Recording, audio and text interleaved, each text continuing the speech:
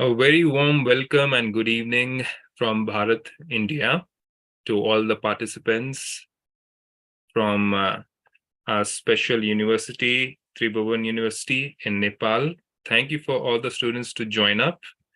And you have been members of Conflict, Peace and Development Studies Program, CPDS. Thank you for being a part of this beautiful session, which we are going to have with our beloved brother, Professor Bishal K. Sitaula ji. You have been a part of Brahma Kumari's organization as a friend and also as a student for the past 30 plus, 40 plus years. And you are also a professor in your physical field, in a lockic field, in the Department of International Environment and Development Studies in Norwegian University of Life Sciences. And you've been doing research work and also teaching and supervising in international collaboration in field of research. And Bhaiji, you have been with a lot of experiences from various international countries like European countries, South Asian countries, African and United States.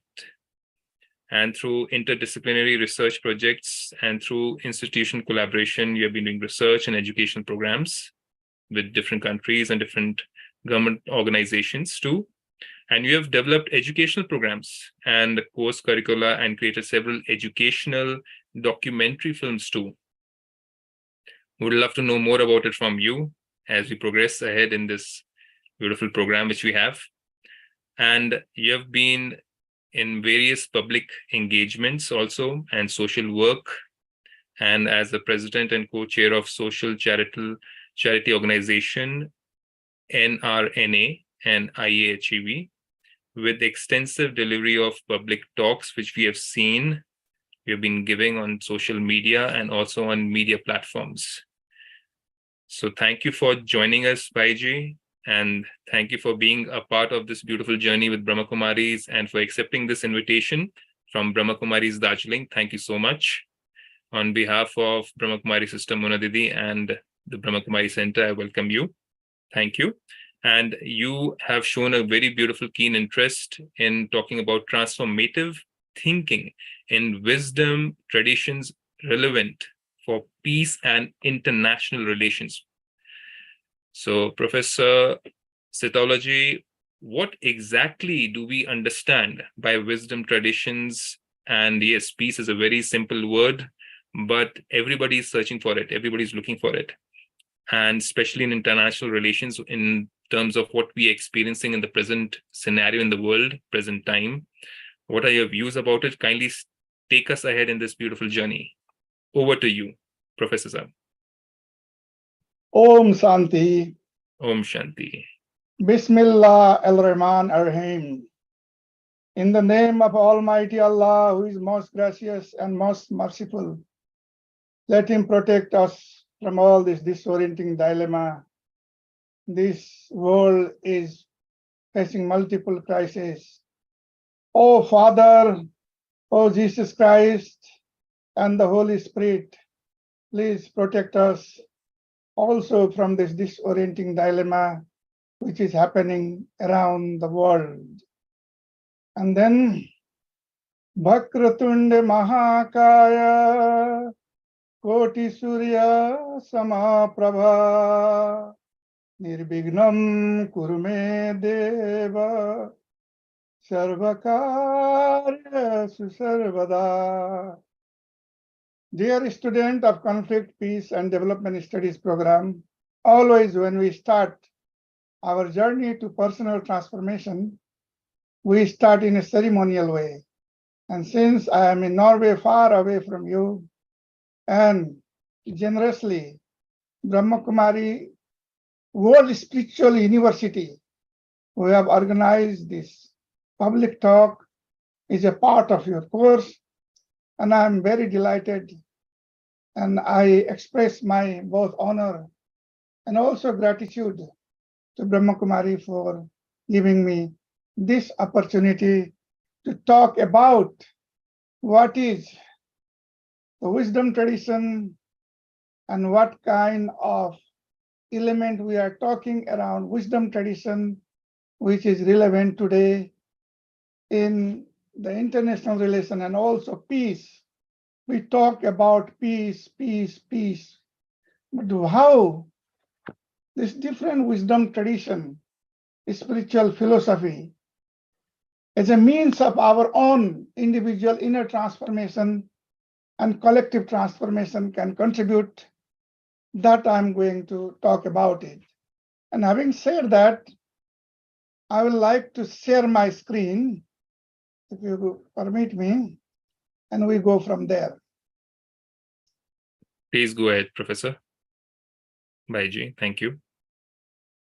So today, dear student, esteemed colleague, I understand that very many learned people, scholars, and many other who are very experienced in very many wisdom traditions are also part of our audience today, since it is a public talk. So I'll be talking about transformative thinking in various wisdom traditions relevant for peace and international relation. So this wisdom tradition is, scholarly speaking, is a body of knowledge and practice that has been developed over centuries, even millennia, by various cultures, societies, and civilization in the world.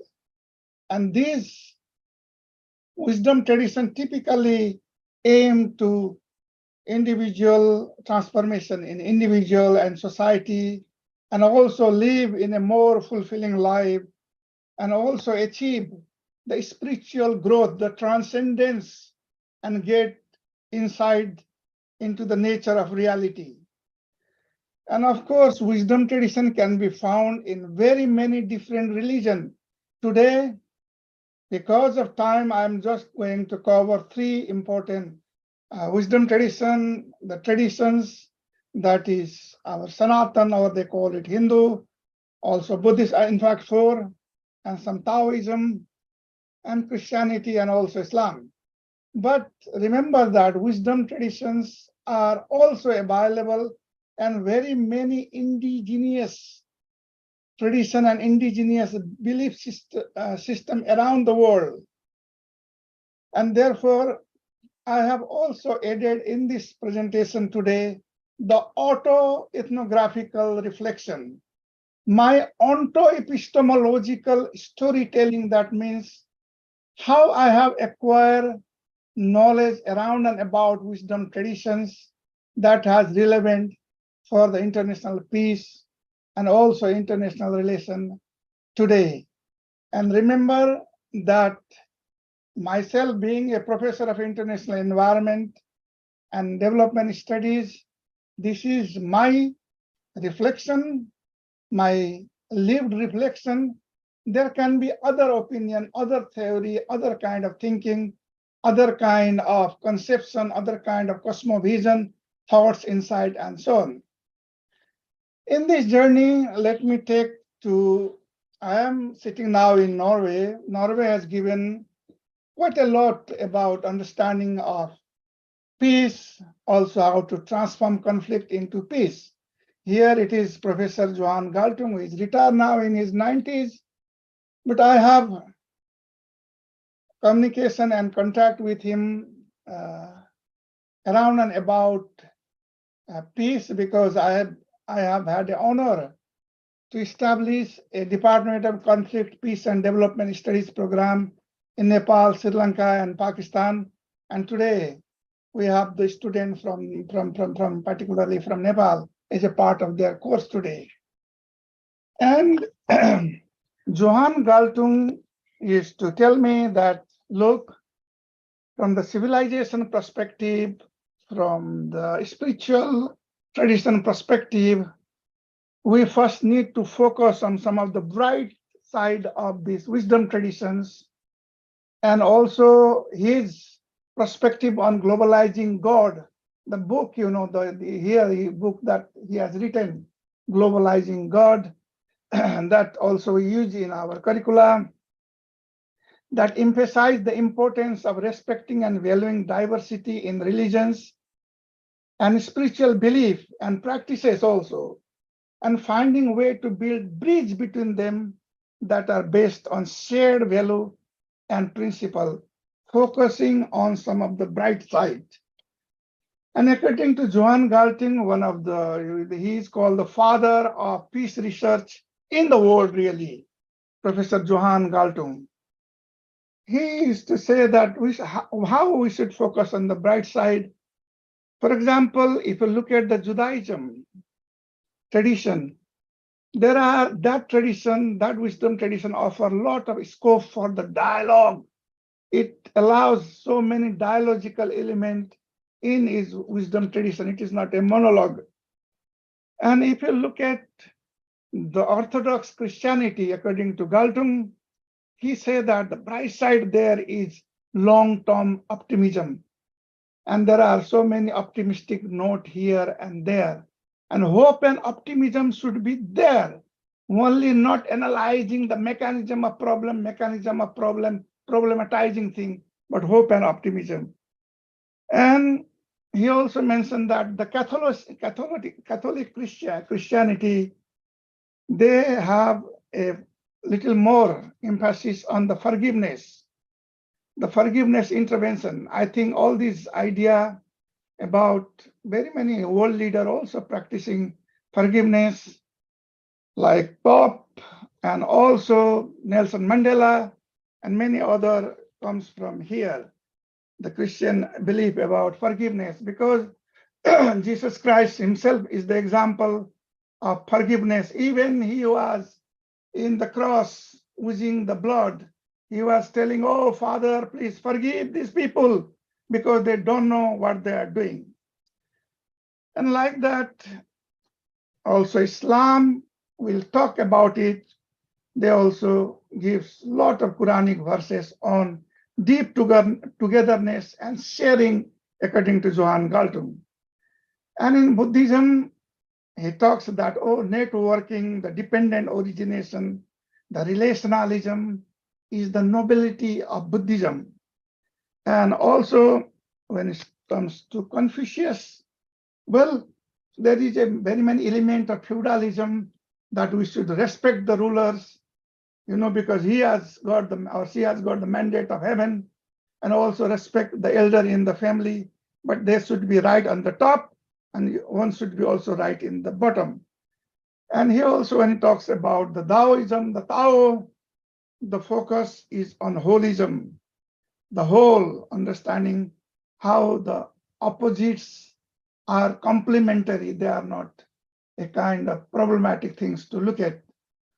So this is what about my interaction with Professor Johan Galtung, and I pay very big respect to him.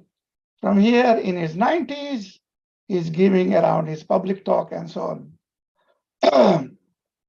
And my take on this is that building the bridges between religions based on shared value and principle is crucial.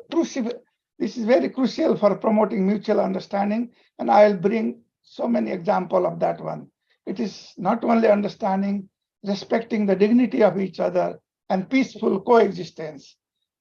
And therefore, interfaith understanding, focusing on common values, is very, very important, also promoting peace, encouraging collaboration, and so on. But religion, because of dogmatic dependence and also because of this, what you call routinism, just following the karma kanda, the routines and so on, has created a lot of problem in this world.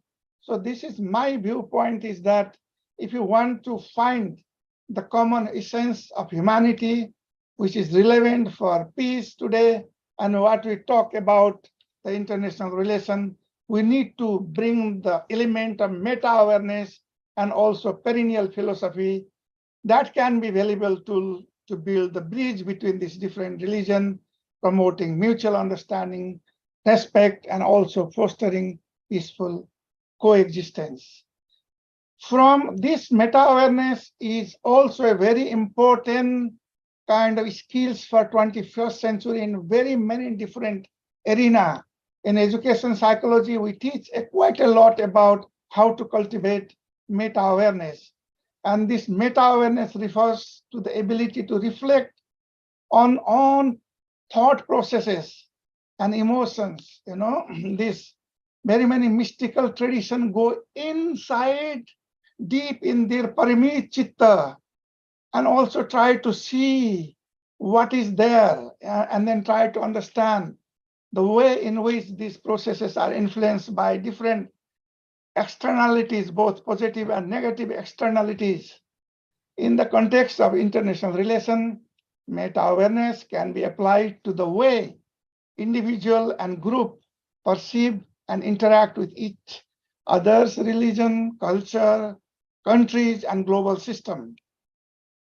Meta-awareness can be a valuable tool for promoting more effective and ethical international relations by helping individuals and groups to navigate complex, diverse global systems with greater awareness and sensitivity. And those people who has already developed some kind of greater sensitivity, those who have established a rishi-like kind of chitta, the understanding, the consciousness. For them, whole humanity is one single unbroken continuum. They do not see the borders between the nation. That is a human construct, a kind of tribal construct of tribalism to begin with. Do you see the border in this world? It's no border. There is one single continuum. This biosphere is communicating instantaneously with the hydrosphere, and hydrosphere is continuously communicating with the atmosphere and so on.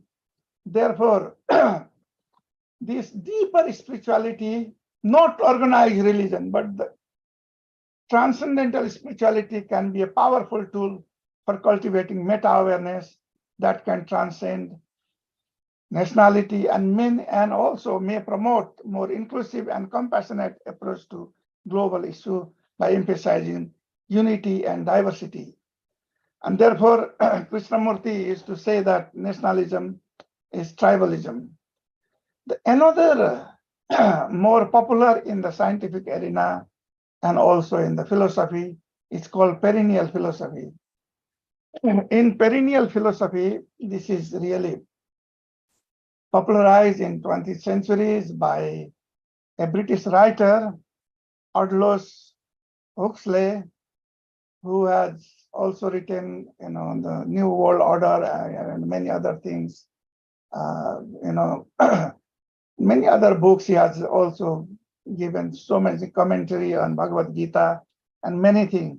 But this perennial philosophy, which is a term that was popularized by this British writer who ended up in the United States, and he is also one of my person, although he has been criticized by other scholars, but still his idea about perennial philosophy is very meaningful to me, because this idea, there is a core set of universal spiritual truths that can be found in teaching of all major religion and spiritual tradition. And how he found that one is that, look, in the book of religion, you can find a lot of differences, and when it's translated into cultural mythology, then there are so many fights, so many kind of disorienting dilemma there.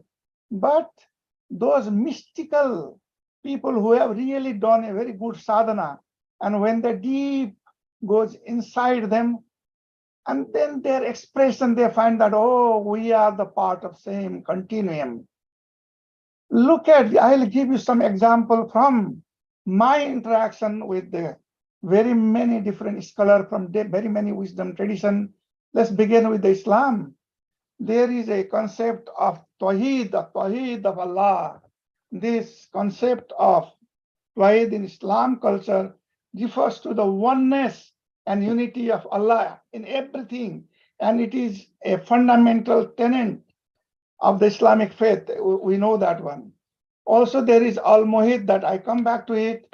But the concept of Tawheed, this Brahman consciousness, the one, there is no other than Brahman, is that encourages to recognize the unity and interconnectedness of all things and to see the world through holistic lens, the holistic seeing. This can lead to the heightened sense of awareness and also mindfulness. Mindfulness is not only what Buddhist has promoted it, okay, and also this wisdom strive to see beyond surface, beyond your skin color, your texture, your nationality, and very many other surface level differences, and also look at that underlying unity of all things, of Tawheed, of Allah, peace be upon him. There is also something called al-Muhit in the Islam. Al-Muhit is an important principle in Islam that emphasizes the importance of inclusivity and respect for all diversity. Not to commit any kind of this jihad is very misinterpreted by so many Western medias and Eastern, even very many people who have poorly understood the Islam really. The al-Muhit here, it means that the jihad means the conscious effort, the conscious struggle, for the betterment for the society, and the Muslim is that one who acquired the peace by submitting his or her will to the will of Allah. And here the al-Muhit means all the encompassing or all encompassing, and it is often used to describe the vastness and universality of Allah's presence and also mercy. And since I am also a student of comparative religion and comparative philosophy, I look at from Buddha, who was born in Nepal, but he got enlightenment and he became global everywhere. Tathagat Garva, the concept of Tathagat Garva. Well, the Tathagat Garva means the Buddha nature that everybody, all of us are potentially Buddha. That is there, the Buddha nature, the womb of Buddha or Buddha embryo. It refers to potential for enlightenment that exists within all sentient beings, including human, is seen as a positive and empowering concept there, emphasizing the inherent goodness and potential for enlightenment within all beings. It is not only Buddhists who get enlightenment, but Islam, the Buddha, Hindu, the Jews, and so on. It suggests that every being has a capacity to become Buddha or enlightened being. That common essence, that Tathagat Garva is, that Atwahid is there in all of us, okay? Of course, this is where it comes, the Buddhist concept of non-duality and also interconnectedness that can provide a useful perspective for understanding the global politics and also economic system, okay? And therefore, this is also another thing that I wanted to bring your focus. Look at the semantics.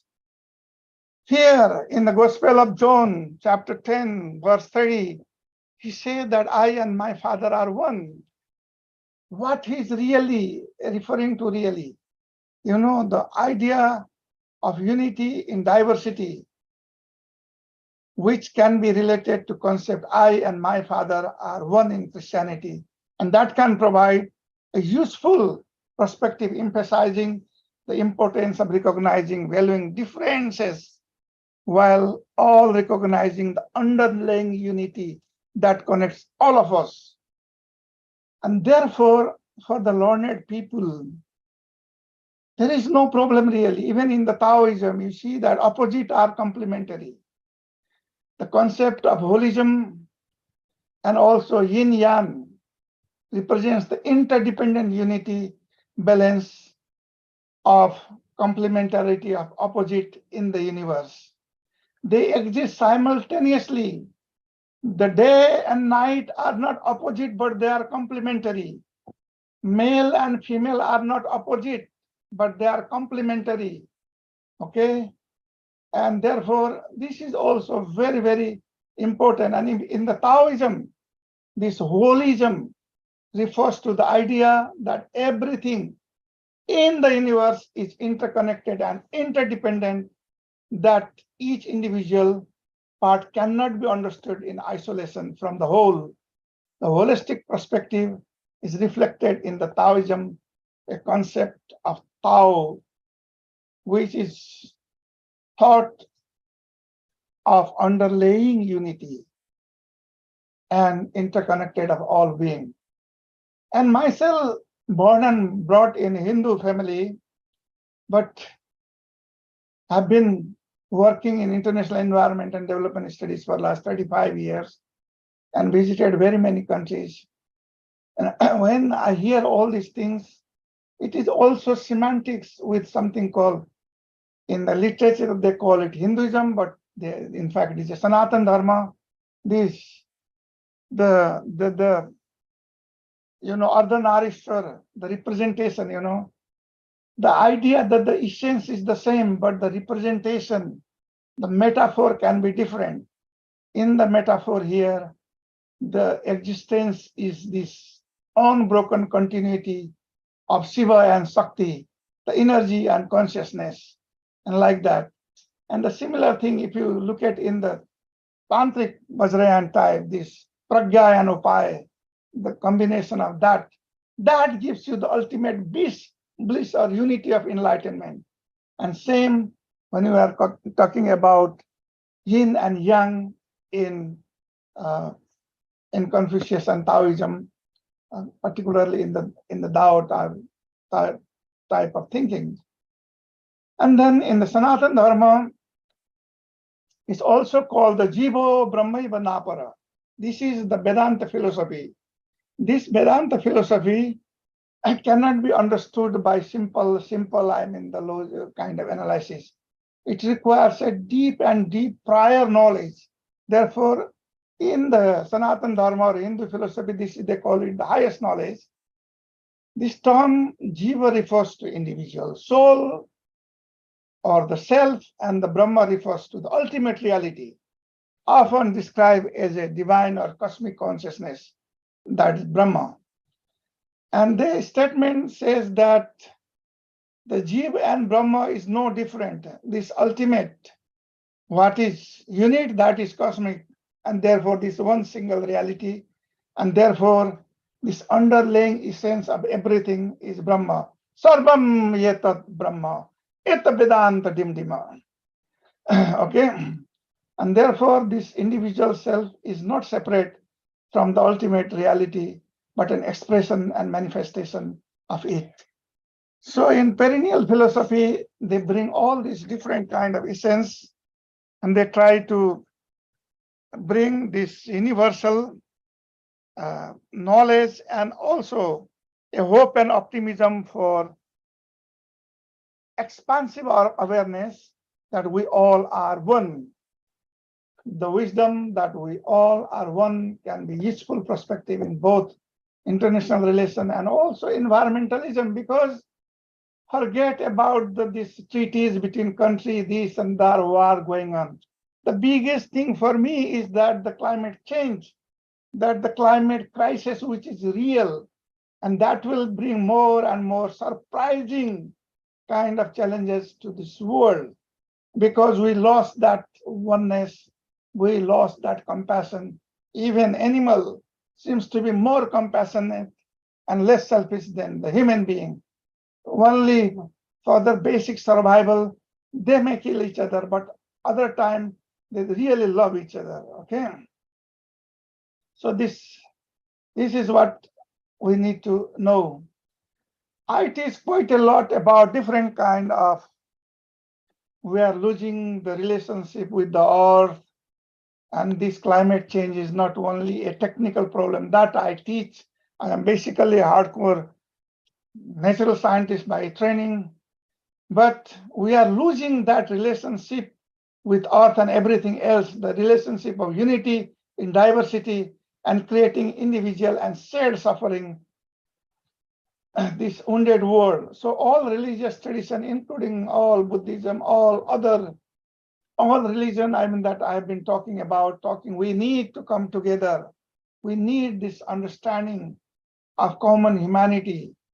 We are losing relationship of unity in diversity and creating individual, and therefore we are creating this shared suffering. And in all international conferences of interfaith dialogue, everything I hear all the time, but I do not see the action in ground. And even this kind of idea has not been permeated sufficiently in the literature of international relations, really. So the growing body of research and theory that suggests that individual to international problems are deeply rooted in human mind.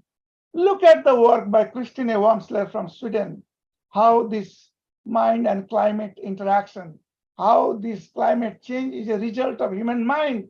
Look at the Donald Trump, a biggest leader in this world, saying that, oh, there's no climate change.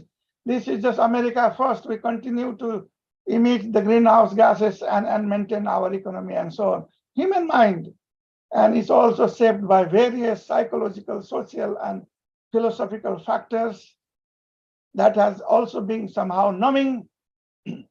However, we lack this mechanism, specific one-to-one linear cause-to-cause relationship that we scientists look for, and that is still growing there.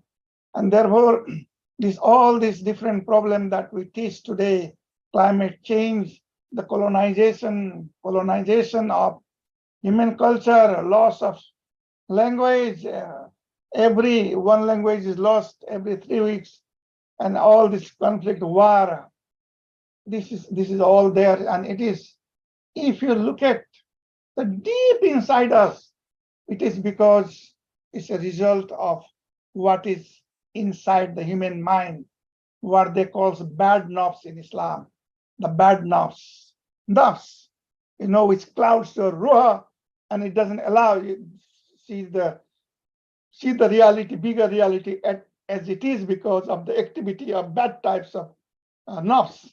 And according to Islamic philosophy, the nafs is the unrefined state, that is your ego, the bad ego, which they consider to be the lowest dimension of a person's inward existence and his wild and satanic nature.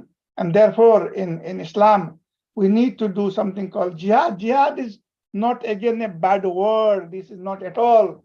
It is a misinterpreted.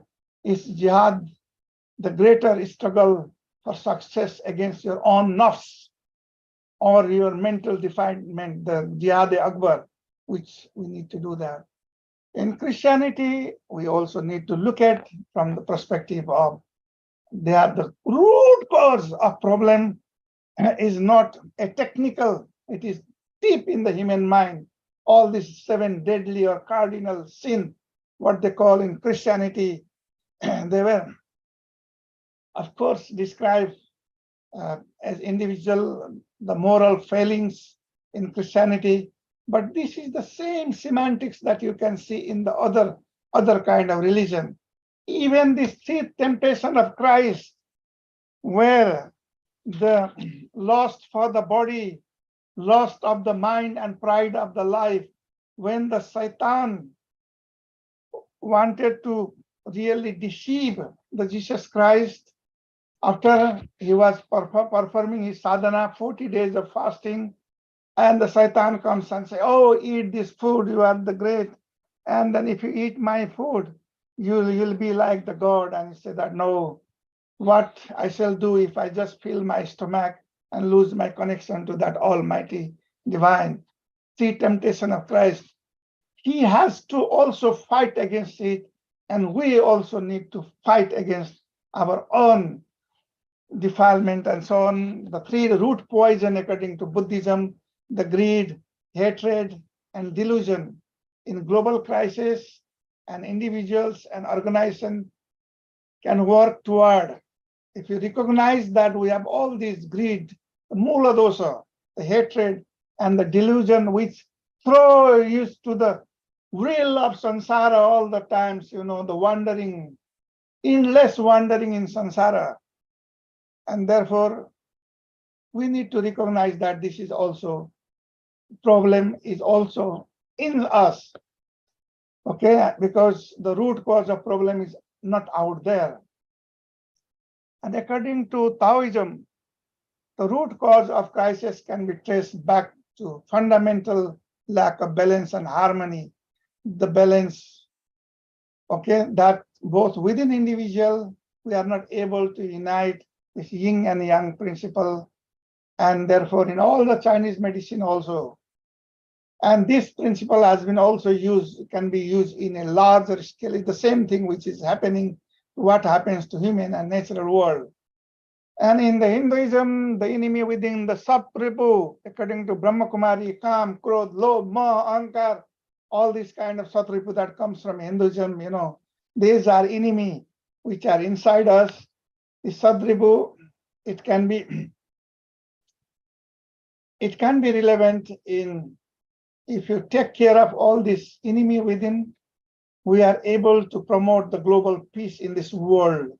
But as long as those are there inside, outside with very nice dress, with kind of very nice kind of international negotiation, all this kind of meeting protocol, dress protocol, will not be of any help, because the root and the root cause of problem is here, really. And in Bhagavad Gita, and again, I'm talking a little more about it, one of the most revered texts in Hinduism discusses the concept of lust, anger, and greed, and their negative effects on individual and society. And therefore, this Bhagavad Gita is also very much relevant. It is a book of answer, really, because until and unless we analyze the problem at their core level, in the beginning, all the discourse between Arjun and the Lord Krishna is samasya darshan, the problem analysis. Okay, like that, we need to look at the source of the problem, not in the mechanism of the problem.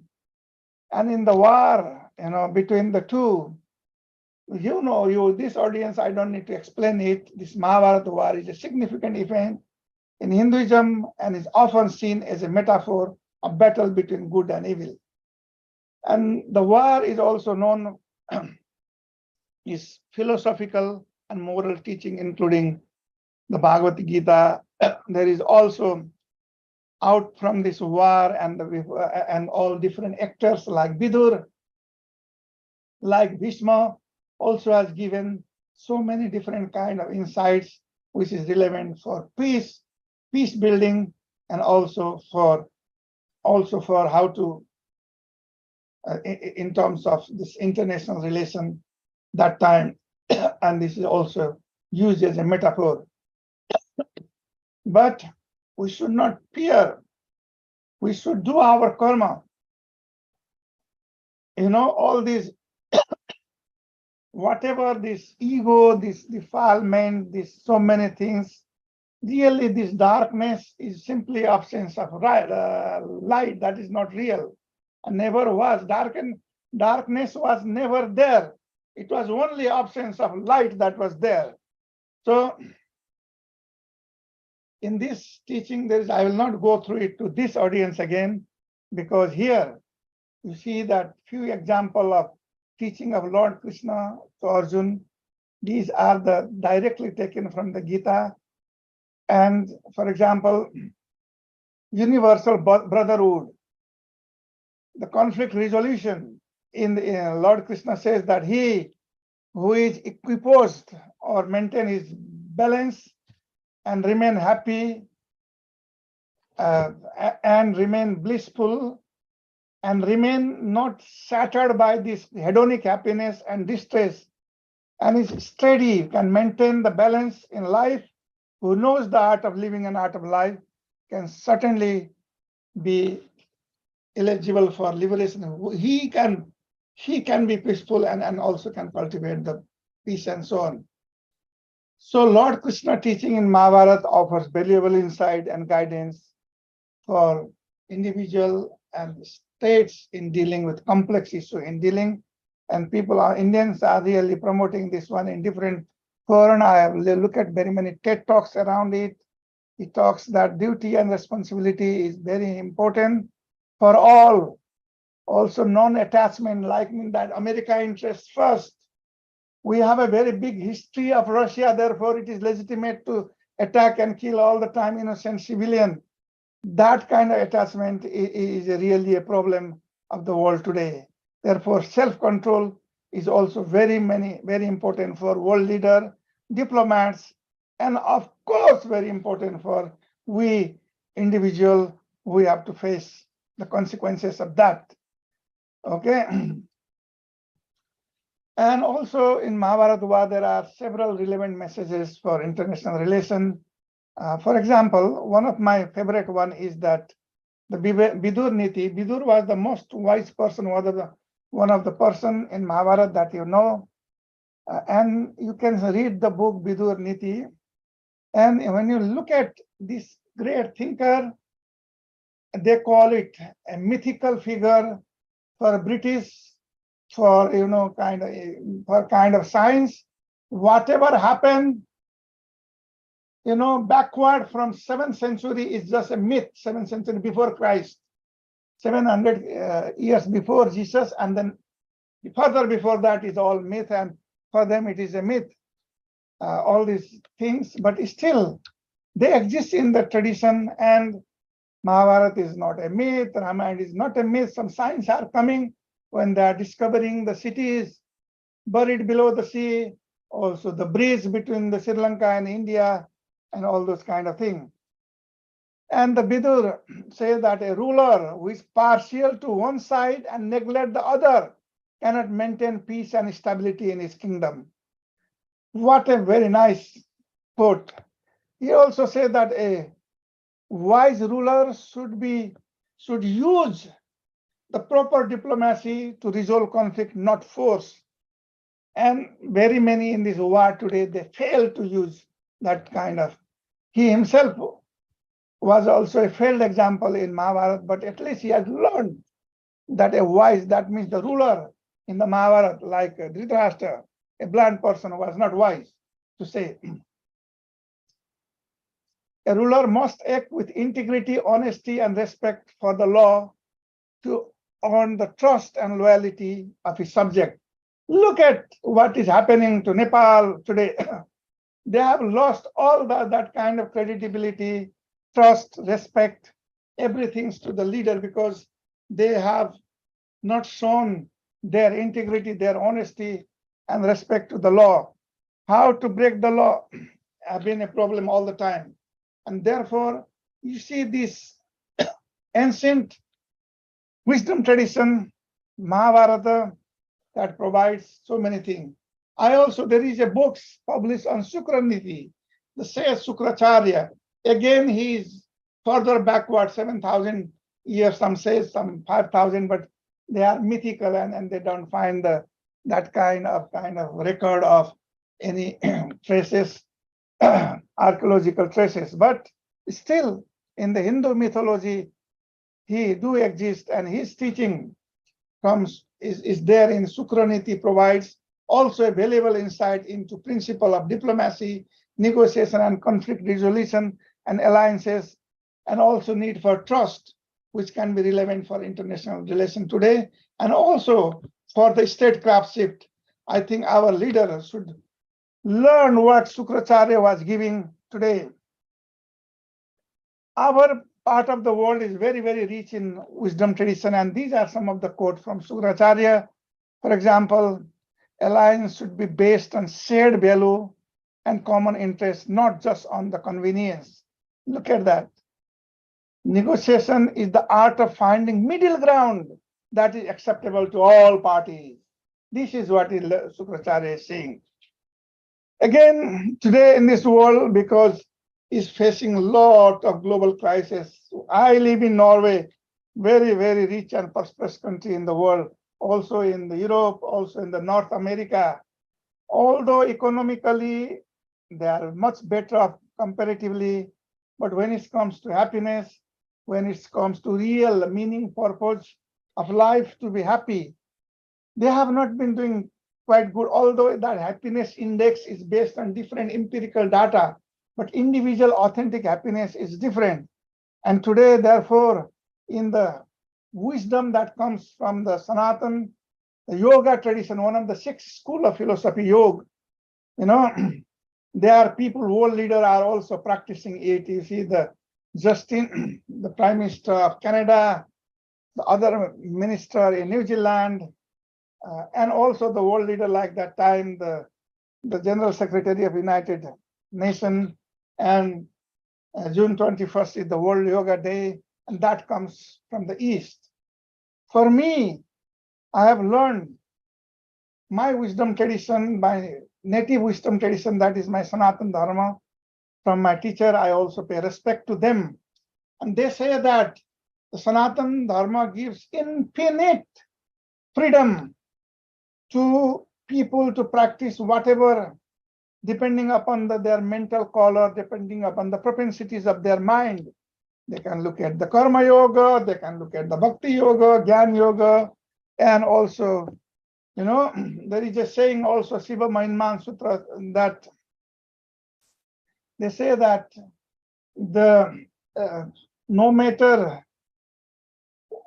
from where this river is flowing, they all come from Himalaya, but depending upon the terrain, morphology, and geology, it has to take a different route, different kind of bending and making objective adjustment. But finally, they reach into the ocean. And if I summarize this concept from my wisdom tradition, Hinduism, and I also now pay tributes to my other guru, His Holiness Chintamani Yogi, that I had many, many years of collaboration, and we teach together personal transformation course. So in the Bhagavad Gita, they talk about focusing on the truth, righteousness, peace, love, and non-violence. And these are some of these quotes there. When they talk about righteousness, give freely and control the senses. Don't be greedy really. Be sincere and truthful, talks about truth. Be loving and show goodwill to all in Bhagavad Gita chapter 16. Love, and also don't harm any living creature, and don't slander, that is non-violence. And similarly, the Chinese wisdom tradition, the Confucius, I have a profound regard for him. It was a living tradition for many centuries. And this other kind of rule came to China, but still now they are rediscovering. China is rediscovering when economic power grows, when they become economically very well off, and they are internationally popularizing. You look at the Confucius Institute around the world, more than 6,000 Confucius Institute.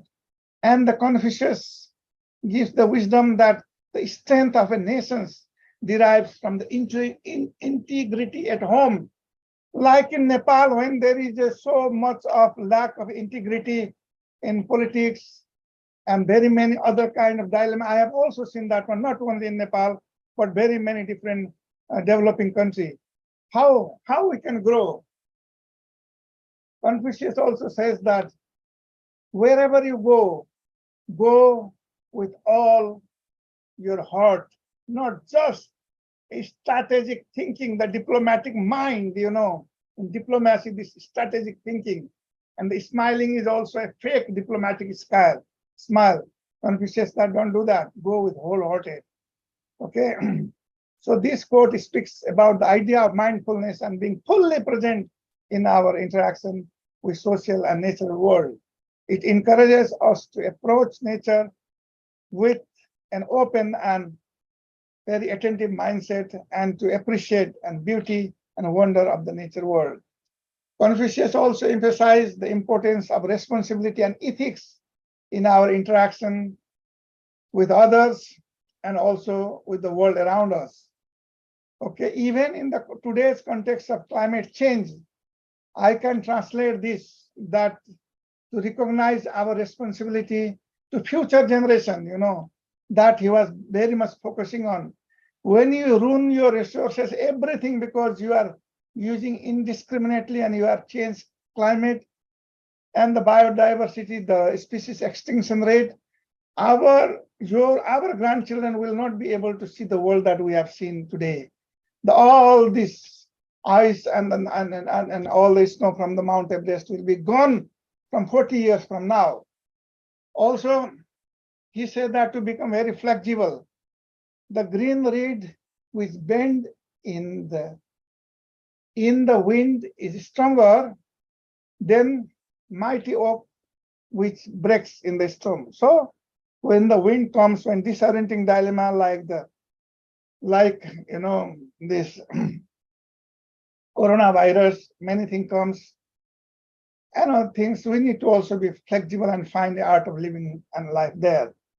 And when I had been to China and also interacted with other people having that kind of wisdom, is also in Confucianism and also in Taoism, emphasize the same thing: truth, righteousness, peace, love, and non-violence in different phraseology, different terminology. So there is only a terminological difference, but not the ontological difference that I have noted also in the Confucianism and also Taoism. Christianity, Jesus say that open your heart, the kingdom of God is within you. And therefore faith is also very much important. Hope and optimism is also important. Faith is also important. That then you should ask the divine, then you shall receive, to be peaceful, less greedy, without reducing those temptations, that I was talking about earlier. Ask and it shall be given to you. Seek and you shall find. Knock and it shall be open to you. You have to put a samyak prayatna, samyak effort according to Buddhism. And we should also not fear, we should not fear it. We must have a courage. Abhayam sattasam siddhir in Bhagavad Gita. Fear not, I am with you. You see, 365 times in the gospel there. And Jesus himself is the example of forgiveness, as I have already said, in that place when he was dying, oozing the blood, asking the Lord, oh my Father, please forgive these people. They don't know what they are doing. Look at that one. For a small relationship, this is small marital relationship, people are committing suicide here and there. The partner are not able to forgive each other. Learn something, how you can forgive, how can establish that forgiveness in an international arena when you are not able to establish that idea of forgiveness. So again, Mother Teresa is also, she is very much a Christian. She is also my role model from Christianity. She used to say that you should not judge people. If you judge people, no, you don't have time to love them. She also says that people are often unreasonable and self-centered. Forgive them anyway.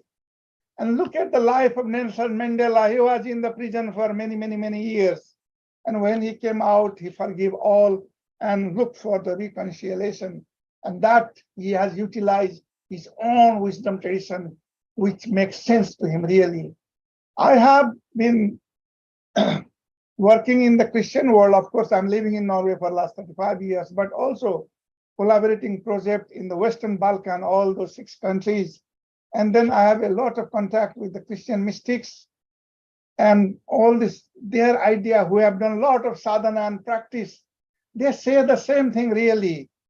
This is one of the person from Macedonia, and this is also from Montenegro. And I have been talking with this monk. He was a carpenter before, in his earlier life, in his life. And then I asked him, tell me, what is the key essence of life for him? And he was telling that love. Love even your enemy, because what Buddha says, nahi bairena bairani sambandito kudachanam avairene cha sambandhi es dhammo samantano. By just hatred, you cannot win the heart of other, or you cannot win anything. So that's why in Christian mystics are also at their very experiential level telling that one, forgiveness and accept the people where they are. And I asked, what is the cause of world problem today? The greed, he said, the driven sin, those cardinal sin is the root cause of human suffering. And I also pay high respect to him. And also, he's also a high shirt up after talking many times. Every time I was going, I was looking for these people, And then they are also, when look at the Bible, they are also talking about truth. Bible says that the truth shall make you free. They talk about righteousness because the Bible says, blessed are those who hunger and thirst for righteousness. It talks about the peace because peace be with you and love one another, that I have already said, and also love your enemies. It's a non-violence. Islam itself means peace, acquiring peace by submitting your and his will to the will of Allah. And this deep togetherness is very important. And we get this kind of international problem, this and that, a natural problem and so on. But Allah, the Surah Baqarah in Quran, Holy Quran says that Allah doesn't burden a soul beyond that it can bear. It is to make you more resilient. Allah is with you. He has not abandoned you. Okay. So also in another Surah Taha, Allah said, fear not, indeed I am with you. Both I hear and I see. Whatever is happening, not beyond the things of Allah. And my favorite, the Rumi, they say that, well, certain amount of disorienting dilemma is needed because the wound is the place where the light enters you. That the Rumi, the Sufis ways of thinking. And I was very honored when I was working in the Western Balkan and also other Southern European countries to meet these Sufi masters and learning about it. And also in Pakistan, in Afghanistan, I have worked many years there and established quite a good, and also our students are learning our personal transformation there. And I also pay respect to him today because he is Professor Hugh Van Skyhawk. He was a visiting professor in Takshashila, the Institute of Asian Civilization in Quaid-e-Azam University, and he was one of the scholars for me of comparative religion. And people say that, oh, there is a terrorism, this, that. But when you build a trust with the people, these media, these things, yes, we have to listen to them a little bit, but not all the time. I was going to every difficult areas, of course, with the guard and so on, with our coordinator around, beyond the Khyber Pass, also all the way to Kabul from Pakistan by road, because foreigners are not allowed to go beyond this point. But I developed the approach, motivation against avoidance motivation, because I knew a little bit of comparative philosophy and comparative religion, that inherently Islam is not that they come and kill you for like that, And these are some of course, because there is a war there is international interest, international arena, they want to sell their weapon, and you see what is happening to the local population. This is the photo from Kabul, Afghanistan. When I was there, the scars of war, the wound, these tanks was there during the Russian time in Afghanistan, which is there, and all very nice places were there. But if you understand the knowledge from this learned Imam, then they also found the same thing that I was looking for. I asked him, tell me what it says in Quran about. They say that, yes, speak the truth. That is the Quranic verses. Perform that your promise. Perform what you promise is the righteousness.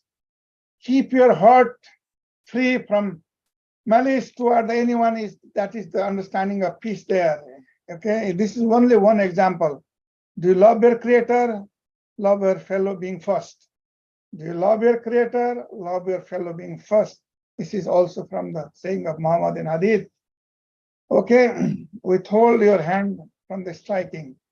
And in the Buddhism, it's a teaching of suffering and radical interdependence, and non-violent communication has potential to inform and shape international relation in very many positive way. And therefore, this radical interdependence is very much utilized in very many contexts. The Buddhist rationality is a concept that emphasizes the interconnectedness of all being and importance of relationship in our life. This concept can be applied to international relation by highlighting the interconnectedness, the pratitya samupada of nations and the importance of being positive relationship between them. And also, okay, so there are very many suggestions, in Buddhist, there is a lot of training, the meditation training and mindfulness, which comes from one of the eightfold path, Samma Sati, the right mindfulness. And from that, in a secular setting in the West, they have developed mindfulness meditation. And then now with those who practice mindfulness meditation, that will be a very good kind of tools for, taking care of our implicit bias, West versus East, black versus white, like that, the intergroup biases and also discrimination. And from Buddhist perspective, also the fundamental, the Buddha Dharma is relevant to politics in the equality and dignity of individual. Like in Buddha, that time, 2,500 years ago, he was including all caste in his Sangha, also the women at that time. Okay, and therefore, everything we should also look at from the Buddhist perspective, the importance of impermanence. The American world order will not stay permanently according to Buddha Dharma, and that is becoming true now. There is a book there on end of American world power. And I also pay respect to His Holiness Bhante, Professor Dhammajyoti Biligere from Runa University. I also collaborated several years in Runa when we were teaching the personal transformation course together. And therefore, he believes that there will be a rise of soft power, which is knowledge, which is the knowledge of interconnectedness. And again, in Buddha Dharma Dhammapada, chapter 26, the idea about truth. Who has truth and love for all life? This Brahmin is not a caste. He is that kind of learned person who have discovered the truth. And he loves a compassion for all life. And also righteousness in Dhammapada says that who is, who never asks what life can give, but only what he can give to life. That is what is righteousness. And also about peace and love and non-violence. And I also pay respect to down here, Mahathero Aryadeva, who is also a professor who is retired now. And I have a lot of interaction, and we used to teach together, both in Nepal and partly in teaching, also sometime in Bhutan, personal transformation, His Holiness Lungtan Gasto, who is also a pro-chancellor of Bhutan University today. So all in all, when I made all this journey and discovery and so on, all they are focusing on truth, righteousness, peace, love, and non-violence. And today I was talking about also the title say about the peace, which is there. Already I have said about in Buddhism, in Christianity, and Hinduism, and Islam, and Judaism, and Taoism. This is where the perennial philosophy comes about non-violence also. And therefore, we need to globalize this wisdom and this inter-religious harmony in terms, and also from very many different wisdom traditions, not only from the religion per se, indigenous people and so on. Look at His Holiness the Dalai Lama, how nice and humorous. Wherever he goes, he is so harmonious and joyful. Everybody likes and loves him, but he belongs to different religion. Look at that. Religion is not a problem when you understand the essence of that one, You see, everywhere he's just doing that one.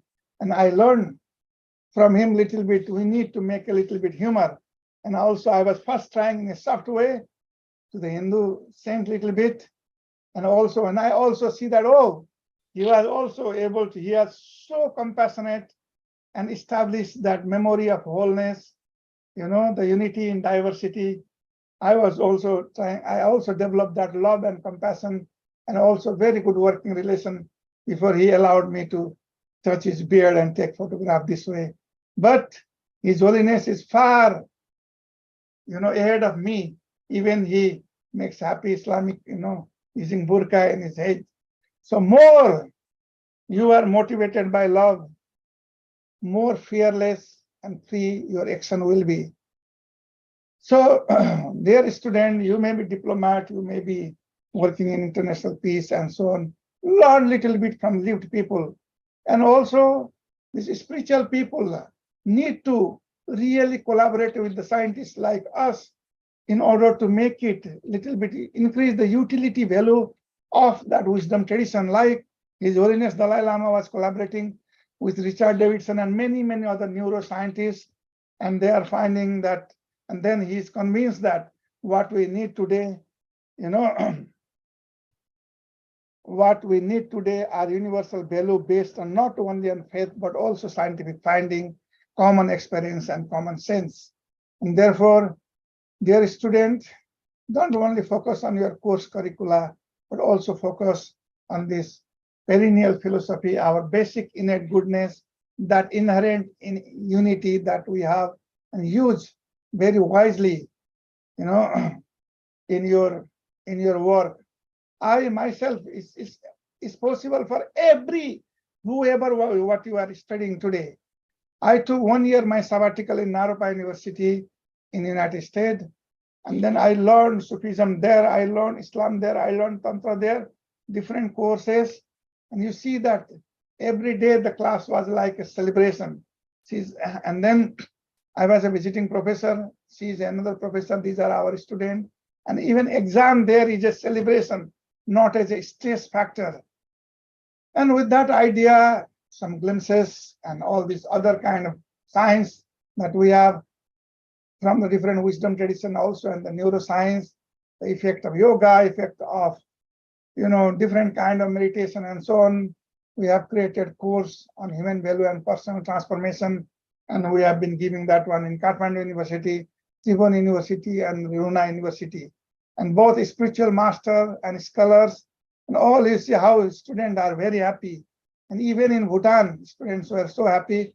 And for that, this university, the Norwegian University of Life Sciences, which gave me opportunity to collaborate internationally and also tell this story. We have created a new Department of Conflict, Peace and Development Study in Nepal, started in 2006, and this has been inaugurated a few years ago. I would like to really thank Tribhuvan University and Kathmandu University, Runa University, Royal University of Bhutan, Kamsat University, and many more. And I should also remember to give my thanks to my friend Stig Jarle Hansen from Norway, who is all the time with me and with the team from Kathmandu Tribhuvan University. And most importantly, I would like to thank really the Brahma Kumari World Spiritual University for giving me this opportunity to tell my story about different wisdom tradition. And then now we'll go for any kind of student question answer, or anybody, you all can turn on your video now and we can do some interaction. Thank you very much. Thank you. Thank you, Paramjit Bhai. Thank you so much. Om Shanti. Om Shanti. Thank you, Professor Bishal Sitaula. Thank you so much for your extensive research, extensive study, extensive research. Thank you so much for your wisdom which you have shared. And you've tried to bring about, through your extensive studies, all the different wisdom traditions together, which we usually term as religion, but you are putting in such a beautiful way wisdom traditions, so that there's unanimity, there is conformity, that there's oneness amongst all of us. And how you have been talking about, more importantly, the mind is having an impact on the weather. And that is something which is very beautifully, which you have got. And we also understand in spirituality in Brahma Kumaris that man, tan, or prakriti, everything is interrelated. So my mind, my body, and the 5 elements are all interconnected. So beautifully you put, and let's bring upon our beautiful and knowledgeable students of Tribhuvan University of Nepal. Let's So, have an interaction over here along with Professor Bishal. please, student, please turn on your, all of you, please turn on your video. So at least we can see because they have organized it in a very ceremonial way, and you should also thank the organizer here. Please. Thank you so much for And all joining us. everybody, please. Yeah, kindly put on your videos so that we can have an interaction over here. Yeah, Lovely. everybody, we can have interaction, and we can have a.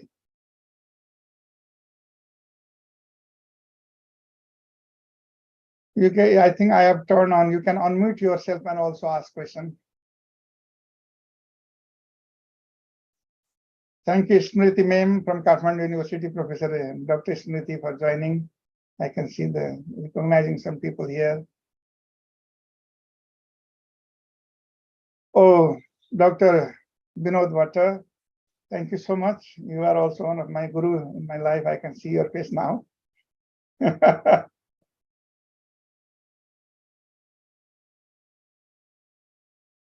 Thank you so much for joining up. Thank you so much. Lovely to see your faces.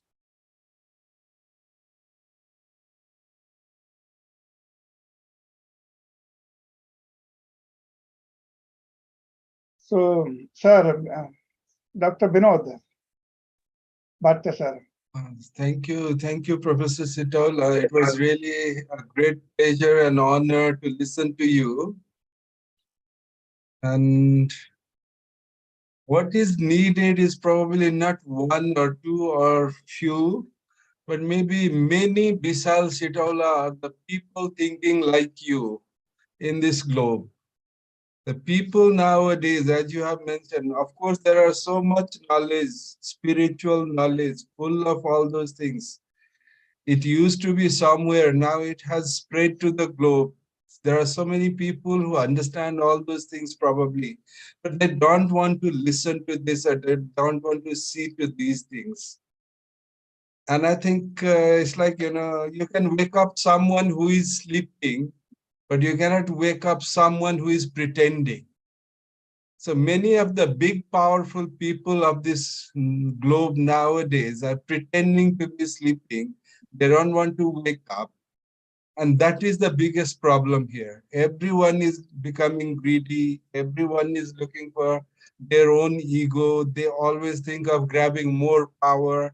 And that is where the globe is heading towards the more destruction. Climate change is there. Everybody realizes probably, but they just want to avoid this belief that there is climate change, some of the big powers. There are negotiations, there are COP, and there are all those things, and nobody really wholeheartedly committed to these things. We only prepare plans, we have so much there, but then we're not heartily committed.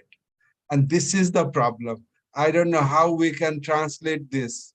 The whole generation needs to think on this and transform themselves. Probably that will be the only way, because some of the elder generations, they don't want to listen. They're all stubborn, I will say, and that is the problem. Thank you for all what you have said. And probably this should be echoing on all the students. They're our next generation, and probably they can bring more impact on the globe now, rather than just a few from the one place or other. Thank you. Thank you, Dr. Bhatta. It is really, that is what you have said is all correct. We need hope and optimism. There is a urgency here, so there should be a urgent, inner transformation and also resilience thinking, very many things simultaneously. And I think the new generation will face even more disorienting dilemma. So they have to become even more, they have to be really, they must have this skillful means to balance themselves and also to understand the problem at their source. And I hope that And that is the way, that is the Tao. Okay, student, can you please all turn on your mobile video if it's possible? And again from the yes, please turn on so that we all see that we have been coming. So, Fabino from Brazil, how are you, sir? You can turn on your, yes. I'm fine, thank you. And thank you for having me here in this beautiful talk and very useful and rich. And for me, the part you touched on the topic concerning trust was one of the key ones as I could notice from the talk. I think trust as the basis for all the relationships. And trust is also related to the ability we have to demonstrate trust as well. So that part really touched me. Thank you, Fabino. From a student, anybody? Defense carrier, sir, please, you must be from the security agency, you may say something.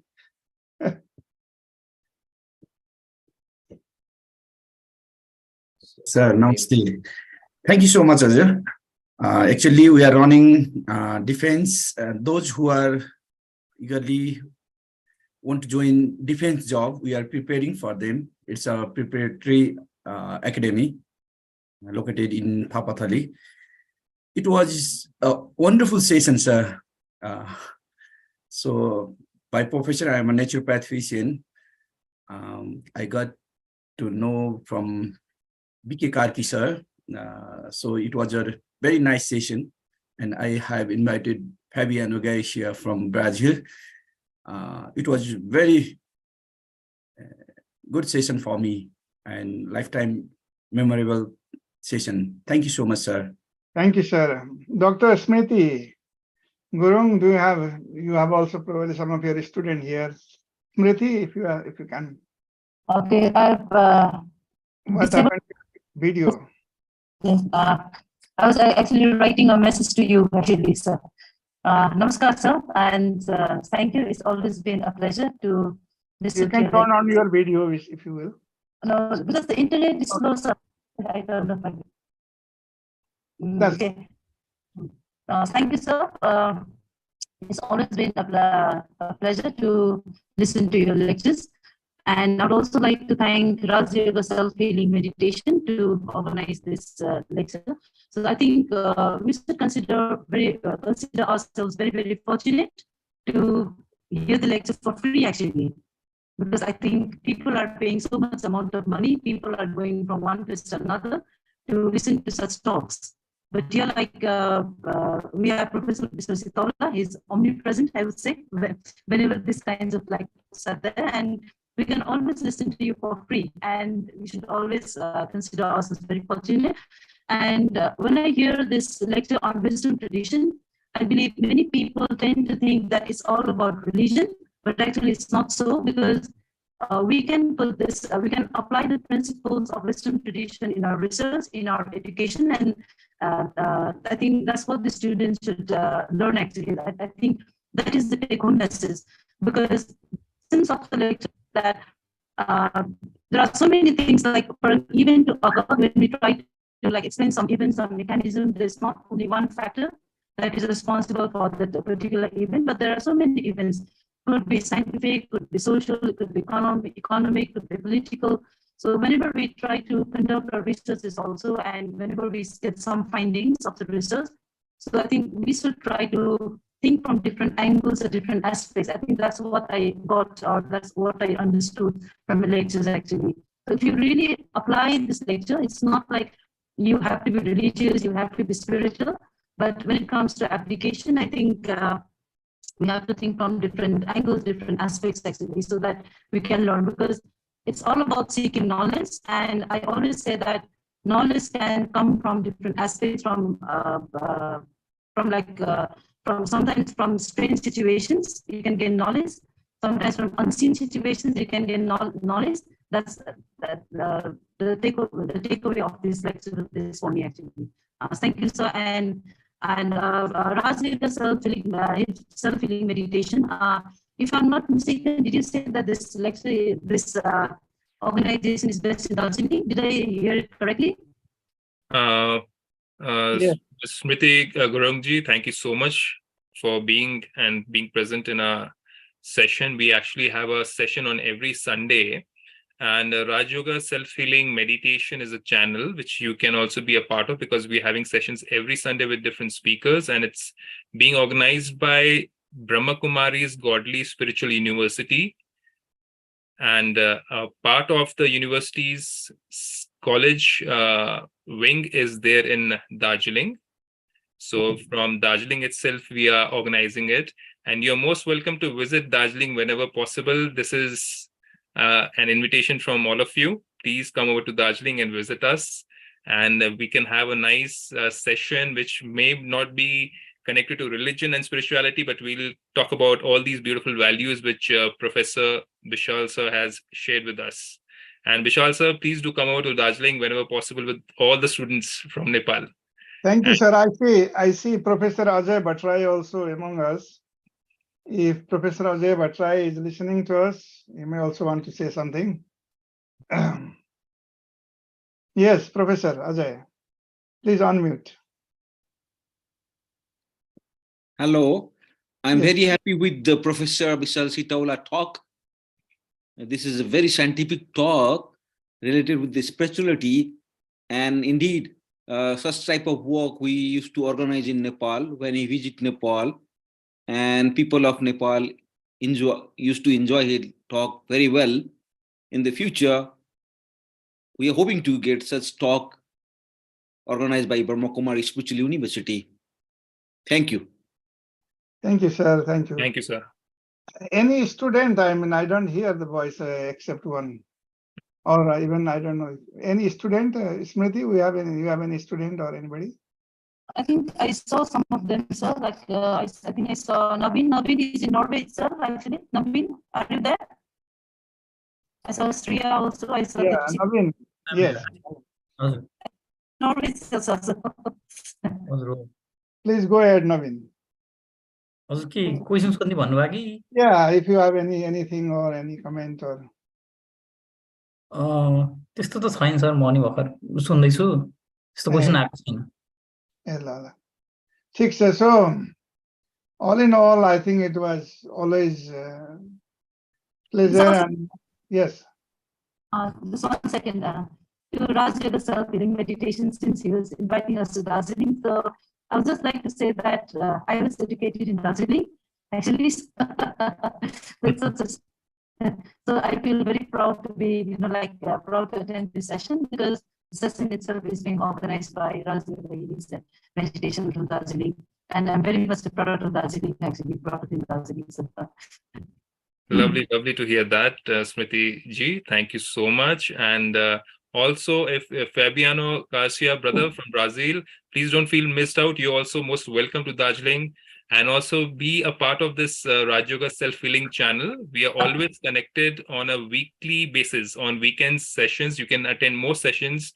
And Professor Bishal Sitaula sir is also going to be on and off onto this channel. We'll have other speakers also coming over. And every Sunday from evening 5 o'clock generally, for Professor sir, we had changed the time to 5:30 p.m. for Indian time. But generally every evening 5 p.m. you have sessions which are also put on live on YouTube. So you can join on this channel and you can attend other sessions also. And this is a non-profit channel of Brahma Kumari's Darjeeling, and we don't charge any money and we're not earning anything out of it.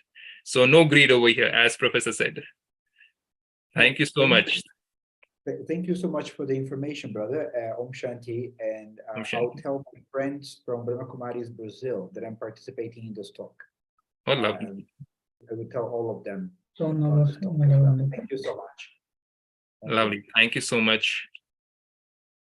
And Rajan Rai, if you are there, you may. Are you there? You are. Who are your student? Can you? Or Anyway, it's always, Fabino, it was so nice. You already look, we are so far away. I think what is the temperature there in the place where you are in Brazil now? At this moment, I'm in São Paulo, Brazil. And my family is from Brazil, England, and United States. And at this moment, I'm here in São Paulo. Yes. So what is the temperature outside there? The At this weather. moment, the weather at this moment, we are starting fall. Today is the beginning of, we are in the beginning of fall here in Brazil. So now temperature is around 20, 21 degrees Celsius. We have out here a lot of snow, you see, in Norway. I see. And still in the night, you can sometimes see the northern light. So with this, I think, yeah. Here in this part of Brazil, we don't have snow. But many Brazilians, when they go to Europe or Asia, everybody gets really happy when they see snow for the first time.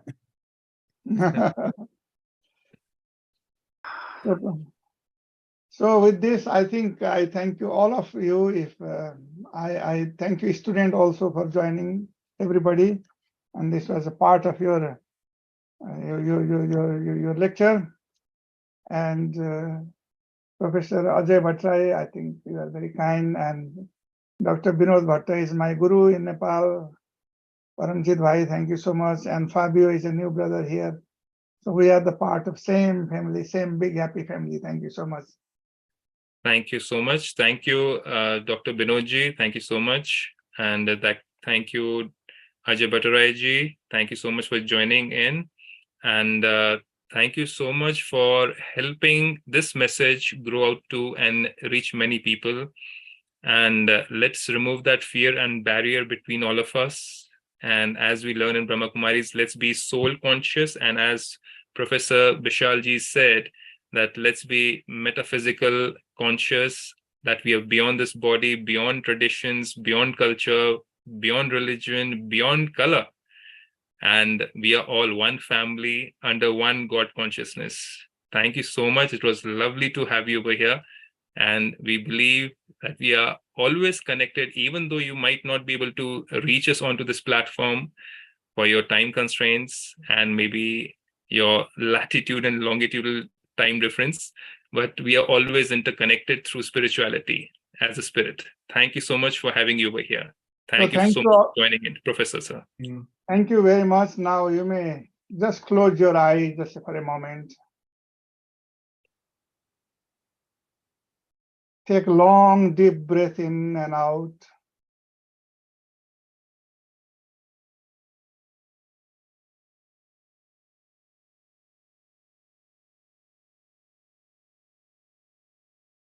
Attend to the present moment.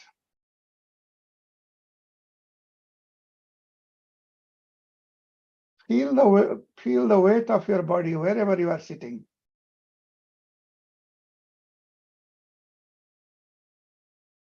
This is your body in the present moment.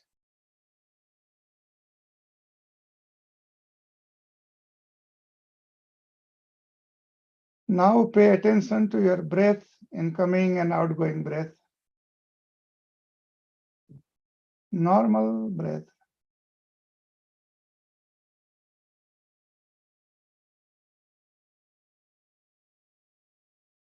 This breath is also happening in the present moment.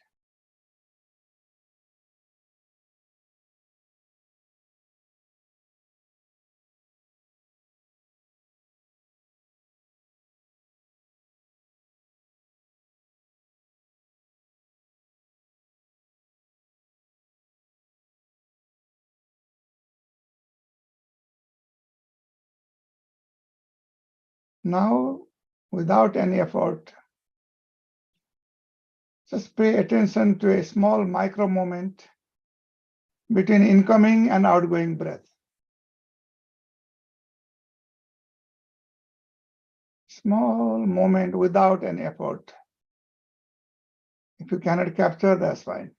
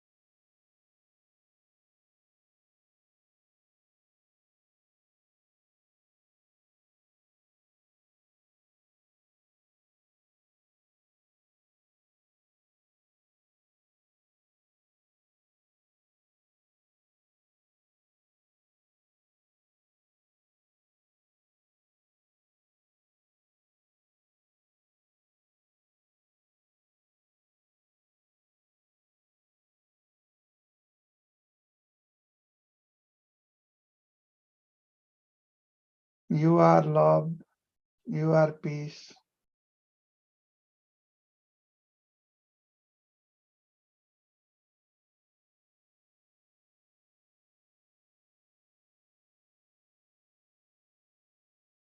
You are truth.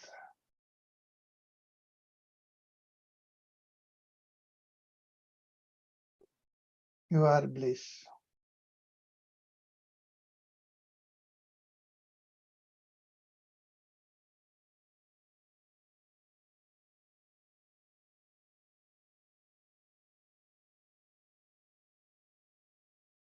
Om Shanti. Om Shanti. Om Shanti. Bhavatu sabba mangalam rakhantu sabba devata sabba buddhanubhavena sada sukti bhavantu te. Bhavatu sabba mangalam rakhantu sabba devata sabba sanghanubhavena sada sukti bhavantu te. Bhavatu sabba mangalam rakhantu sabba devata sabba dhammanubhavena sada sukti bhavantu te.